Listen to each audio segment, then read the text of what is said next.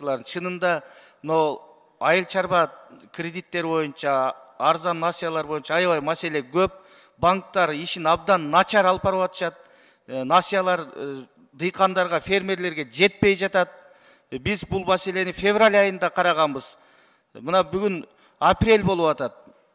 Жазгы айдап сөйүү жумуштары толук ортосунан өтүп калды. Дагы деле кеч. Ушу боюнча министрлер кабинети бир жыйынтык чыгарсаңар. Андан биз сөзсүз түрдө ошол дыйкандарга эмне себептен кечиктирилип берилип атат, биз ошо тиешелүү банктардын жетекчилерин угабыз. Депутаттар 2 жума бою аймактардагы жашоочулар менен жолугушуп, көйгөйлөрүн угуп келишкен. Мындан улам парламенттик жыйында элдин маселелерин ортого салышты.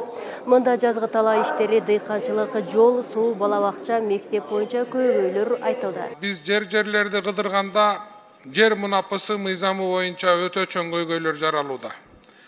Алмазбек Акунжанович, жер мунапысы мыйзамында кемчиликтер чыкты, бул албетте муну оңдоп койсок болот, азыр ошону өкмөт менен чогуу оңдойлу. Жакында эле токтом чыгыптыр жер мунапысы мыйзамы боюнча, бирок ага дагы кошумча алып келишибиз керек. Кашарлар, ташкоролор, жайыт жерлеринде, жанакы ФПСтин жерлеринде салынып калган үйлөр бар. Ошолор боюнча элдерде көп суроо болуп атат. Биздин Сокулта Төшбулак айыл өкмөтүндө лесная санатория бар. Ошондо 80ден ашык бала окуйт да. Ушул жерди вообще эле каралбай калды. Ушул мен образование мененби же соцзащита мененби ушул маселени чечип койсок жакшы болот эле да. Балдар окууга тырышып окуп жатат. Анан ошол эле айыл өкмөтүбүздө Төшбулакта ошо интернет деген эми санарипке жакшы эле кирдик го, бирок интернетибиз жакшы иштебей турат да. Ошо областын Каракулжа районунун Каракуз айылынан элдер кайрылып жатышат. Каракуз айыл аймагынан келечек Көгирим деген участкаларында дейт, айылдык статус берилген жок дейт. Убагында көчүрүлгөн бир канча жыл болду дейт. Эми айылдык статус берилбесе билесиз да, аларга мына электр энергия, таза суу, мектеп, бала бакча курулбайт. Ош шаарында таза суу боюнча өкмөт дагы карап коюшубуз керек. Урматтуу Алмаз Акунжанович, ошону карап койсоңуздар. Айтып барсаңыз сиз дагы Акылбек Сөмүшкө. Ош шаарынын таза суу боюнча быйыл жергиликтүү бийлик чечилет деп жатат. Ошол так чечилеби, чечилбейби? Өкмөт өзүнүн позициясын билдирсинчи. Качан Ош шаарында ошол жамгыр жааганда же катуу шамал болгондо эле бизде ылай суу ичип калышат, таза суу жок болуп. Региондон келген биздин бейтаптар ал жактагы тапшырган анализдерин жыйынтыгын өткөрбөстөн кайрадан бул жактан тапшырып болгондо да баягы частный жеке менчик лабораторияларга жөнөткөнүнө наразы болуп кайрылган элдер өтө көп болуп атат. Ал жерде ошол мамлекеттик имараттын ичинде частный жеке менчик лабораториялык клиникалардын жайгашканын көрдүк биз өз көзүбүз менен. Финансовый пирамидалар боюнча айтып кете турган болсом, бизде Ихсан деген бир жанагы шылуундар чыкты эле да. Биздин ушул Лейлек районундагы жана чек арада жашаган адамдар эртең чек арабызда тынчтык болбой калса Бишкекке кетип калабыз деген бойдон канча акча топтосо ошол акчасын берип койгон да. Эми сырткы душмандан ички душмандар элди кыйнап атканы туура эмес. Алмаз Акунжанович, ушул боюнча дагы бир өзүнчө көзөмөлгө алсаңыздар. Бизде Кызылкая шаарында азыркы учурда калктуу тейлөө борбору Ички иштер министрлигинин имаратында 2 бөлмөлүү зданиясында отурушат экен да. Эми ичинде шартын айтпай эле коеюн. Бул калктуу тейлөө борбору Кадамжай районунун жана Кызылкая шаарынын ошол эле учурда Ноокат район калкыны тейлейт да.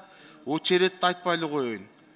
Санарип министри бар бир көрүп келсе жакшы болот эле да, бир таанышып, бул жерде кыйратып, бүт эле кыйратып атам деп отурбайчы, ошондо имараттарды барып көрүп келсе жакшы болот эле. Жол фондусу боюнча мыйзамды дагы кабыл алып бергенбиз.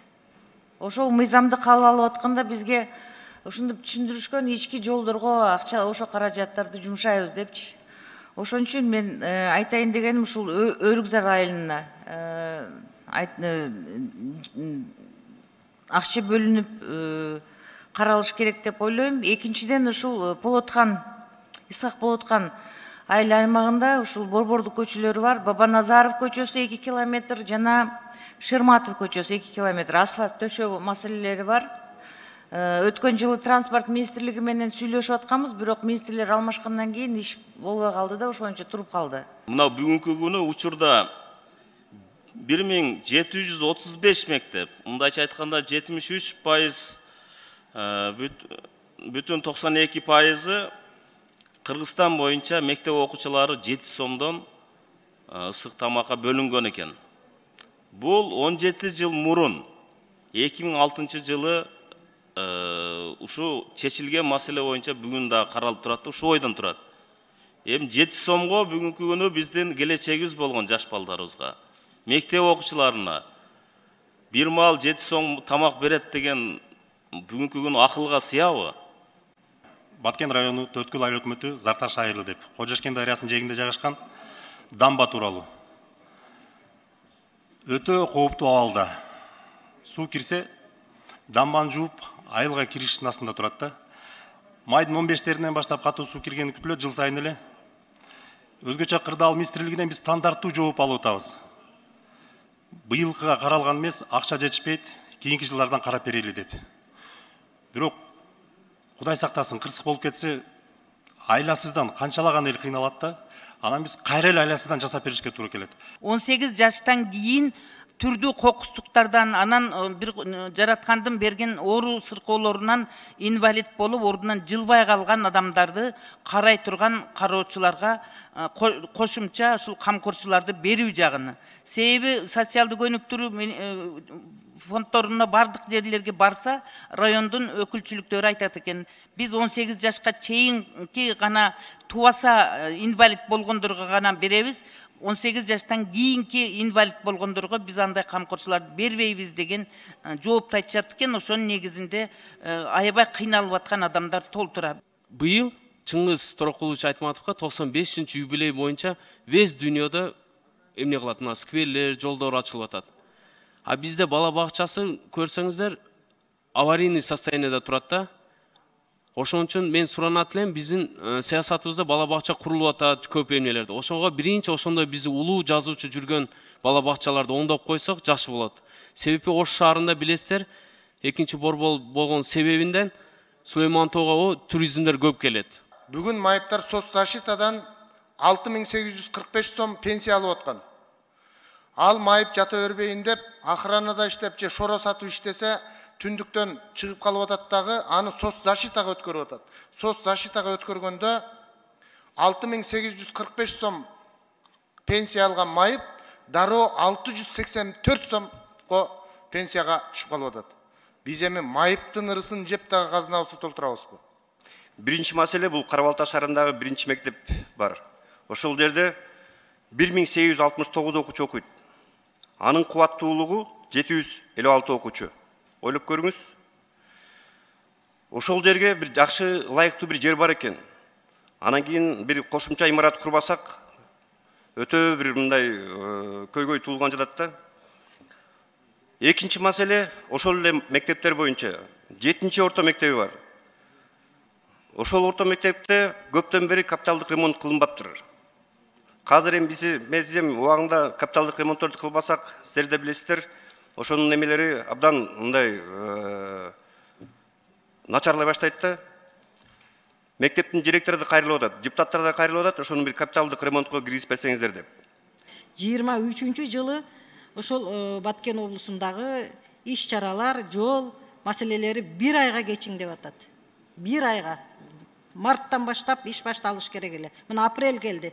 Бизде Лейлек районунда техника жок, 1 айга кечеңдеп, жанагы жол картасындагы биздин Бейли Сынык, Мадиген жолдору техника жок, иш токтоп турат. Буга чара колдонгула. Бу азыр эскертип атабыз. Буга чейин бир дагы министр менен, транспорт министри менен мындай маселе болгон эмес. Дайыма айтылган учурда акчаны бөлдүрүп атабыз. Мен өткөндө 20 миллион бөлдүрдүм. Бирок иш аткарылбай жатат. Техника барган жок. Аксы районунун Жергетал айыл аймагындагы Эрматов атындагы мектептин жылытуу системасы үчүн дагы 2 миллион сом акча керек болуп жатканын айтышууда эскилиги жеткен жылытуу системасы ар кайсы жеринен тешилип суу тамчылайт экен. 30 жылдан ашыптыр түтүктөрдүн эскилиги жеткен. Ушул маселелерге көңүл буруп тиешелүү органдарга тапшырмаларды берип иш жүзүнө ашырып берүүңүздү өтүнөм.